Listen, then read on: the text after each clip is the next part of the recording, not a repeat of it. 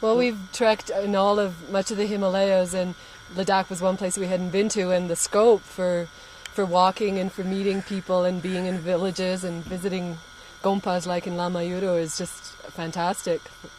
So, yeah, I think the landscape here is reminiscent of Tibet, where we've also trekked and ridden mountain bikes. And the people are very friendly, so they're very accessible to foreigners. You know, they're tolerant of foreigners coming and poking their cameras and their noses into their everyday lives. And that's something we treasure a lot, is to be able to share things with people that we meet along the trail. And the Ladakhi people are very sharing.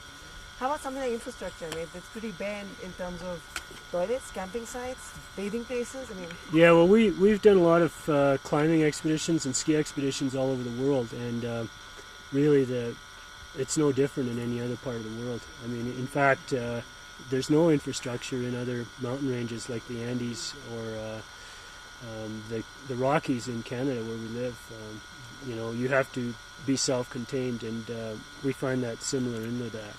and we find it easy to adapt to the local situation. I mean, why should we come in and enforce our standards on the local people? So I think people who come into particularly Ladakh should adapt to the local way of life, and instead of trying to impose their own standards.